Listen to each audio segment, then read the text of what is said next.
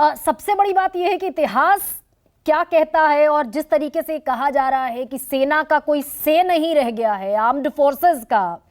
राजन कोचर, एक वाकया याद आता है, रक्षा मंत्री हुआ करते थे बंसीलाल, और उन्होंने इंदिरा गांधी की रैली के लिए सेना के इस्तेमाल की इजाजत चाही थी, लेकिन जनरल टीएन रैना ने मना कर दिया था। तो सेना के भीतर अभी जिस रूल बुक की मैं बात कर रही हूं, तो रूल बुक के तहत तो दे आर नॉट बाउंड कि वो सेल्फी पॉइंट में कंट्रीब्यूट करें।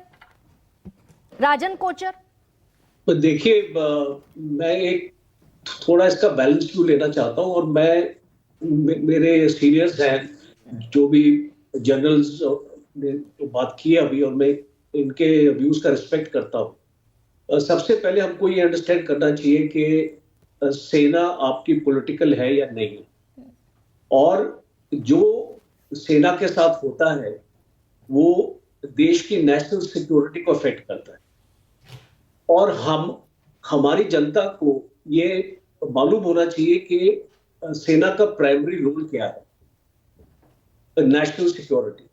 और नेशनल सिक्योरिटी के लिए हमको सेना को मजबूत रखना है, और हमको सेना को ऐसी एक्टिविटीज में नहीं इन्वॉल्व करना है जहां पे हमारा फोकस जो एक्चुअली होना चाहिए वो हमारा डिस्टर्ब हो जाए। और हमने यूक्रेन की लड़ाई में देखा है, और अभी हम इसको मिडिल ईस्ट में भी देख रहे हैं, जो भी कंट्रीज अपनी फौज में इन्वेस्ट नहीं करती हैं, वो उनको मुंह की खानी पड़ती है। तो गवर्नमेंट को इसके बारे में सोचना है। डिसेबिलिटी का इशू भी काफी तूल खाया हुआ है, और उसमें कुछ ऐसी कंडीशन अभी लगा दी गई है कि अगर आपको कोई नेचुरल लाइफ एलिमेंट्स जैसे कि आपको हाइपरटेंशन, इस तरीके की चीजें होती है, तो आपको डिसेबिलिटी नहीं मिलेगी।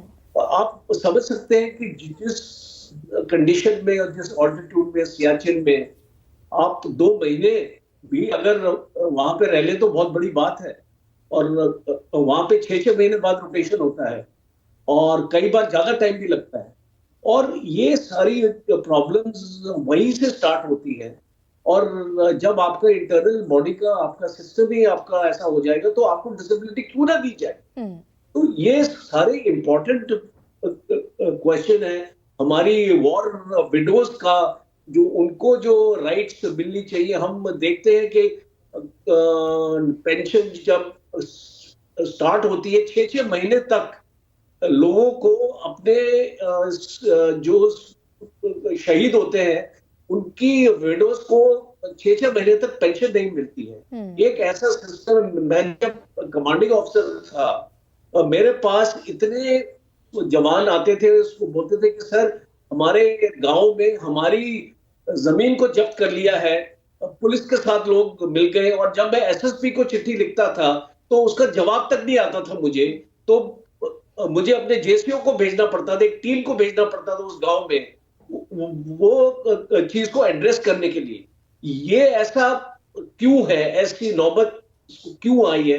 क्योंकि जो पॉलिटिकल एस्टेब्लिशमेंट है वो एक फौजी को जो उसका रिस्पेक्ट मिलना चाहिए उसको उसका रिस्पेक्ट नहीं मिलता है। बिल्कुल उसी रिस्पेक्ट की बात हो रही है राजन। हाँ, उसी रिस्पेक्ट की हम बात कर रहे हैं, और रिस्पेक्ट के साथ साथ नेशनल सिक्योरिटी का भी मसला है।